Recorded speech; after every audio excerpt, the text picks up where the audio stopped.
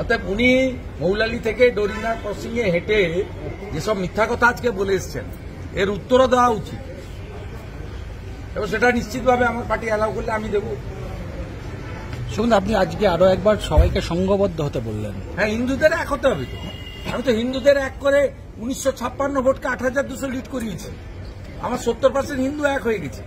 পরের বিধানসভায় আমি আমার এলাকায় 90% হিন্দু এক করব। এটা অন্য কোনো ধর্মকে, সম্প্রদায়কে অন্য কোনো মানতে পারে না। আমাদের বিবেকানন্দ শিষ্য, সব ধর্মের প্রতি শ্রদ্ধা আছে, কিন্তু মুসলিমদের শতকরা 95% বেশি তারা ভোট বিজেপিকে দেবে। আমি আমার উপলব্ধি থেকে ব্যক্তিগতভাবে বলছি। অতএব আমি বারবার তাকে আবেদন করছি, তাকে রাষ্ট্রবাদী বলছি, সে পরিষেবা পাচ্ছে, সবই হচ্ছে, তারপরেও তো সে ভোট দেবেন আমি জেনে গেছি।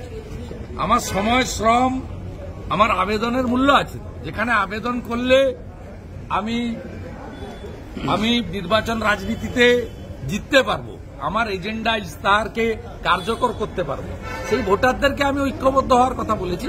এটার মধ্য দিয়ে অন্য কোনো মানে খোঁজার কোনো কারণ নেই। আমার রেসপেক্ট, আমার সম্মান প্রত্যেকের প্রতি আছে। এটা স্বামী বিবেকানন্দের ধরতি। তিনি বলে গেছেন, নিজ ধর্মের প্রতি আস্থা রাখবে, অপর ধর্মের প্রতি শ্রদ্ধা রাখবে। এর সঙ্গে ব্যক্তিগত জীবন, ব্যবহারিক জীবনের কোনো কারণ নেই। আমি মনে করেছি যে আমার যে সনাতনী ভোট ব্যাংক, তাদেরকে যদি সংঘবদ্ধ করতে পারি, তাহলে পশ্চিমবাংলায় একটা সরকার তৈরি হবে, যে সরকার মানব ধর্ম পালন করবে। সে সরকারের দুটো চোখ খোলা থাকবে, একটা চোখ বন্ধ থাকবে।